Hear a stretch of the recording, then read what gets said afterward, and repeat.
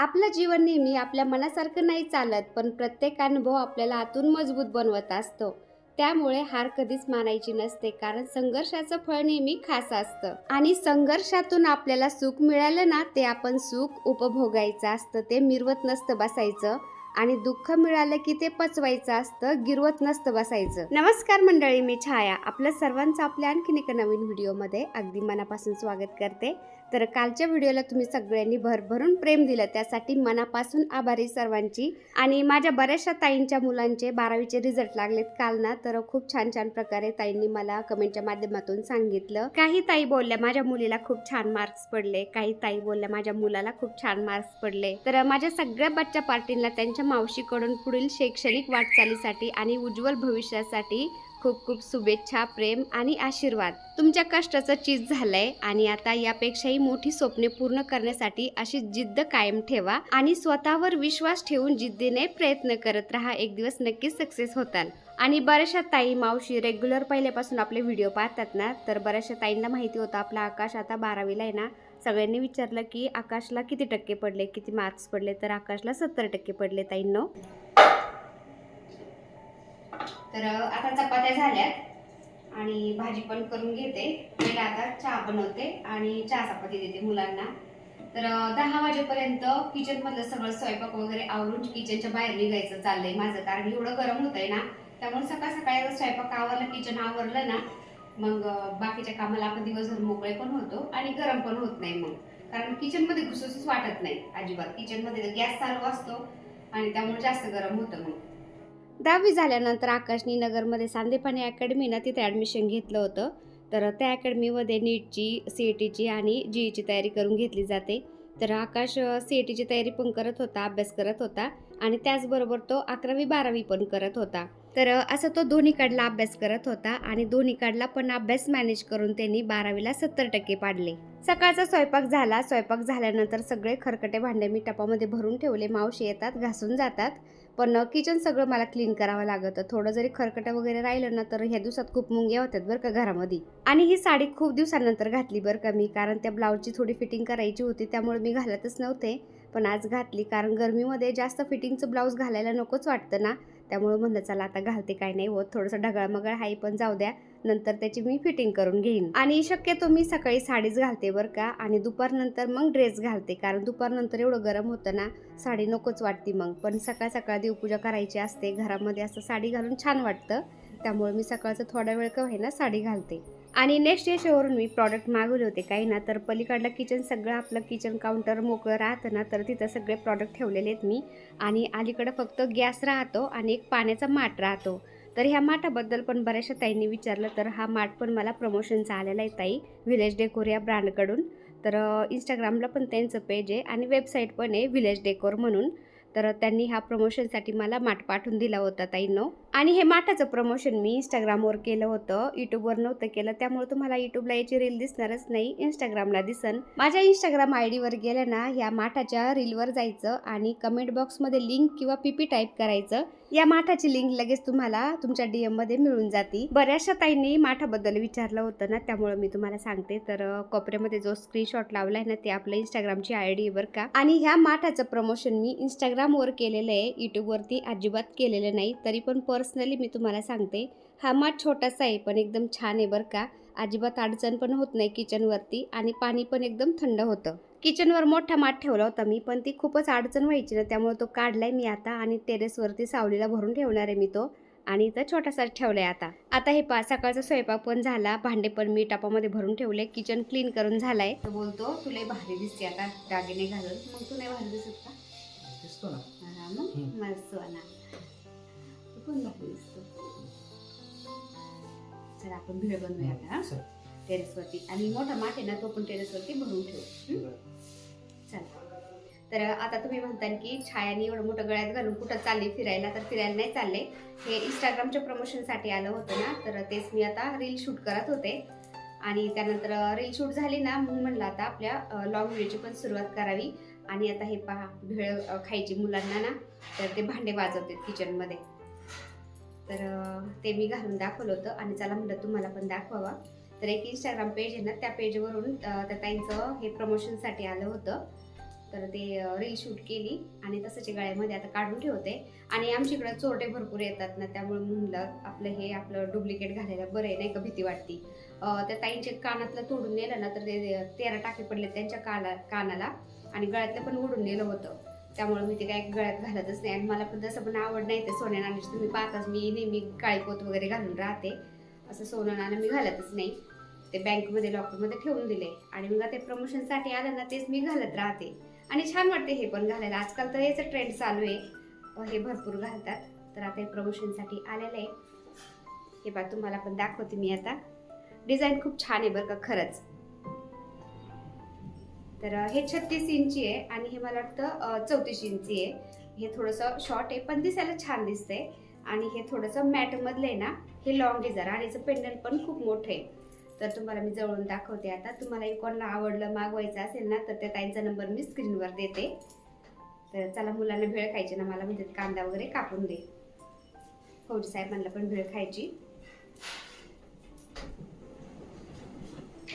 हे पा, हे मॅट मधलं आहे मंगळसूत्र आणि याचं पेंडंट पा किती मोठं आहे.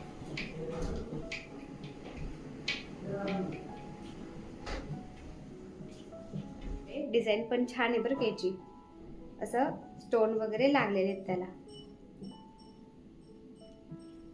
तर हे एक आहे आणि हे शॉर्ट एक आहे. याचे पण डिझाईन तुम्हाला मी जवळून दाखवते. खूप छान डिझाईन आहे.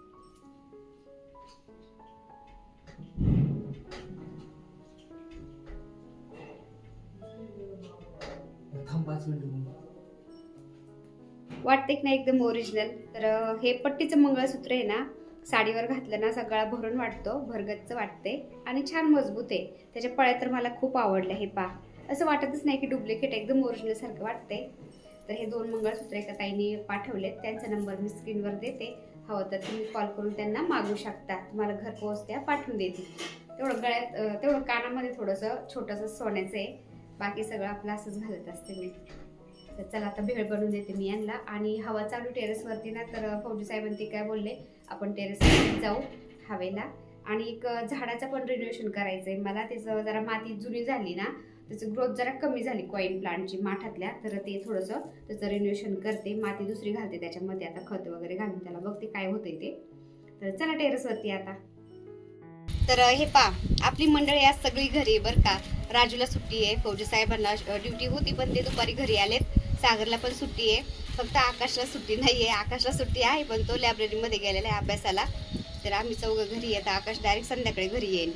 तर सावली आलेली आता टेरेसवरती इथं आणि झाडांच्यामुळे छान वाटते. त्यामुळे आता इथं आम्ही मस्त भेळीचा बेत बनवलाय, भेळ बनवून खात होती इथं. राजूची स्पेशल भेळ. हो, राजू करणार आहे. हे पा, घेतलं कालवायला. आता सागर आणि फौजी साहेब देतात कापू कापू त्याला कांदा, टोमॅटो, कोथिंबीर. भारी भेळ बनवायची हा ना. तर माझ्या आजीच्या हॉटेलमध्ये तोच भेळ बनवायचा, भजे बनवायचा. आणि हे पा, आपली इथं चूल आहे बरं का. तो रात्रीचा कपडा तिथंच ठेवलाय, रात्री स्वयंपाक इथं केला चुलीवर. हे पा, माचीस बॉक्स, कपडा इथंच राहिलाय. तर संध्याकाळचं टेरेसवरती स्वयंपाक करायला खूप छान वाटतं बरं का. थंड हवा चालू राहते संध्याकाळचं. दुपारी तरी गरम हवा लागते बरं का, पण संध्याकाळी थंड हवा चालू राहते का हो. संध्याकाळी खूप भारी वाटतं. ती कोथमीर दिसते मी द्या इकडं. कोथमीर शिवाय भेळ नाही चांगलं लागत. कैरी होती फ्रीज मध्ये, गावाला गेल्यावर कैरी आण ना थोड्या. हा ना, उद्या सुट्टी का उद्या पण तुला. जीवन जगत असताना प्रत्येकाच्या आयुष्यामध्ये उतार चढाव हे येतच असतात, सुखदुःख येत असतं, पण ते हमेशासाठी राहत नाही, तात्पुरतं असतं.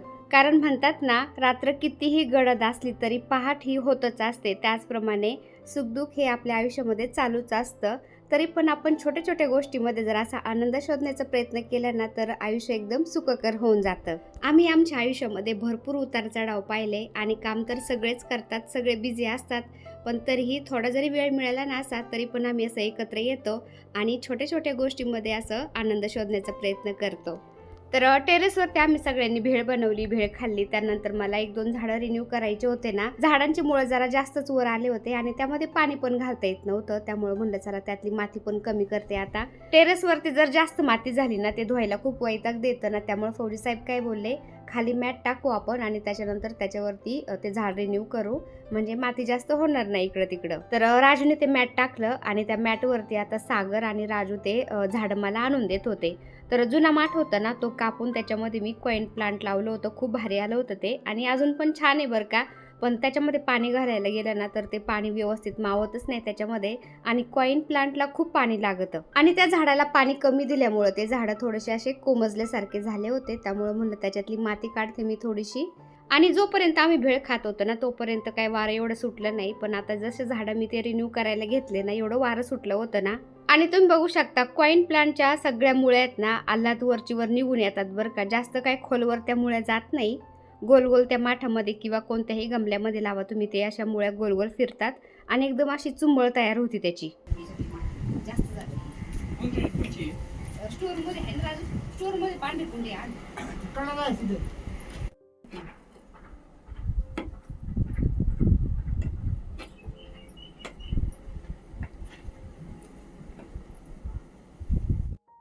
भाजी पण आहे लई माती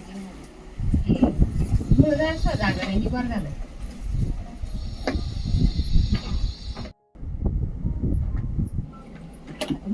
मातीने माठ सगळा भरलेला होता ना, तो मी अर्धा केलाय आणि कॉईन प्लांटच्या सगळ्या मुळ्या काढल्या होत्या ना मी, सगळ्या त्याच्यामध्ये आता तशाच ठेवून देते. थोड्या जरी लावले तरी ते येतात बरं का, पण आता त्या वायाला जाते ना, आता उन्हाळा आहे ना, जळून जाते आणि द्यायच्या तरी कोणला. त्यामुळे म्हटलं चला आता सगळं मी त्याच्यामध्ये ठेवून देते आणि पाणी घालते. कॉईन प्लांटला खूप पाणी लागतं बरं का, तरच ते छान येतं. पाणी कमी पडलं का ते लगेच सुकून जातं. कॉईन प्लांट आहे ना, एकदम कमळासारखं असतं बरं का. कमळ जसं आपण चिखलामध्ये मातीमध्ये लावतो ना, पाण्यामध्ये, अगदी त्याचप्रमाणे हे कॉईन प्लांट लावलं ना, इतकं भारी येतं ना ते. आपण नुसतं पाण्यामध्ये पण लावू शकतो, पण फक्त त्याला सूर्यप्रकाश लागतो जरा जरा हलका बरं का. एकदम असा ओपन याच्यामध्ये नाही ठेवलेलं जमत, त्याला सावली लागते, पण सूर्यप्रकाश हलका लागतो. घरामध्ये ठेवलं ना ते व्यवस्थित नाही येत. आता एका माठामध्ये 2 टपामध्ये ते कॉईन प्लांट लावलं होतं ना, ते रिन्यू केलं मी. त्यानंतर खाली आलो आम्ही आणि खाली आल्यानंतर लगेच फौजी साहेबांनी थोडंसं झोपून घेतलं, कारण 2 दिवस फौजी साहेबांचं जास्त उन्हामध्ये फिरणं झालं ना, ड्युटीला जाताना येताना इकडं तिकडं. तर त्यांना 2 दिवसापासून जरा कणकणच आल्यासारखी झाली होती, त्यामुळे ते सारखं झोपत होते. हे पा सूर्य मावळतीला गेलाय. संध्याकाळचं वातावरण एवढं छान असतं ना, त्यामुळं बाहेर निघतो आम्ही संध्याकाळचं असं फिरायला, थोडंसं बरं वाटतं. कारण दिवसभर एवढं गरम होतंय ना, घरामध्ये असलं ना, खिडक्या जरी उघडल्या तर एकदम असं गरम हवा लागते का हो. आणि फौजी साहेब तर आज आजारीच पडले. आपण आला होता कारण काल ते दिवसभर उन्हामध्ये थोडंसं फिरले ना कामाच्या निमित्ताने, त्यांना आज तापच आला होता. टेम्परेचर वाढले हो, तेव्हा ते थोडेसे फ्रेश झालेत. म्हणलं चला हवेला थोडंसं फिरून येऊ, कारण संध्याकाळचं एवढी थंड हवा चालू असते ना आता, मस्त हवा. एक सकाळचं एक वातावरण चांगलं असतं आणि एक संध्याकाळचं पण. दिवसभर बाबा खूप डेंजर वातावरण होतंय, खूप गरम असते. तर तुम्हाला मी आता इकडं वातावरण दाखवते. सूर्य मावळतीला गेले ना खूप छान वाटते. तर हे पा सगळ्या काट्या काढल्यात ना, आपलं घर आता लांबूनच असं दिसतंय बरं का. त्यानंतर हे पा काट्या बिट्यामध्ये काहीच दिसत नाही आणि सूर्य मावळतीला गेले ना, वातावरण कसलं भारी वाटतंय, मस्त. चेहऱ्यावर लाईट पडली. हा म्हणजे हे सूर्य मावळतीला गेल्या लालिमाची ना. हे पा किती क्लिअर दिसते आता. काट्या काढल्या तर आपल्या घरापासून पाहिलं ना, डायरेक्ट लांबपर्यंत दिसते. आता पहिलं दिसतच नव्हतं, सगळं काट्यांचं जंगल होतं. हे पा एक पण काठी दिसत नाही आता. फौजी साहेबांनी आणि त्यांच्या मित्रांनी पूर्ण फरशाच पाडलाय सगळ्या काट्यांचा आहे ना. सगळे काढले, सगळ्या काढल्यात. लांब लांबपर्यंत काठी दिसणार नाही आता, असं वातावरण झालंय. काढलं है ना जी. चलो चलो तर आता हे पा मंडळी, फौजी साहेबांनी लावलेत टायपिंगचे क्लास आणि क्लासला तर जातेत, पण घरी आल्यानंतर पण त्यांचा असा होमवर्क चालू राहतो. टायपिंगचा होमवर्क करू राहिलेत ते आता का. लोक 6-6 महिन्याची टायपिंगचे क्लास करतात, पण फौजी साहेबांनी महिन्यामध्ये सगळं कव्हर केलंय बरं का. घरी आल्यानंतर 2-2, 3-3 तास बसत आहेत ते ड्युटीवरून आल्यावर पण असं टायपिंगला. काही शिकायचं म्हणलं ना तर त्यांना असं ते पटकन झालंच पाहिजे, शिकलोच पाहिजे असं आहे त्यांचं. त्यामुळे ते असं एक्स्ट्रा टाईम देऊन ते टायपिंग करतात. हे पहा फौजी साहेबांचे केस पिकलेत पण तरी फौजी साहेब शिकत आहेत अजून. शिकण्याचं वय नसतं आहे ना हो. पहिलं त्यांनी लक्ष नाही घातलं, म्हणले की आता काय ड्युटीला लागलोय म्हणले, काय गरज नाही पडत, पण ते आता गरज पडायला लागली आहे ना, काळाची गरज. आणि हे पा आकाशच्या आवडीचं आकाशने तर विंड चाईम लावलंय ना, कसलं भारी वाजतंय ते. पलीकडून एवढी हवा चालू आहे ना आता, त्या हवेमुळं वाजतंय. आता खिडकीतून हवा येते ना. चला स्वयंपाक करून घेते आहे ना. गरम होते. चला मग टेरेसवर थोडंसं. चला चलो.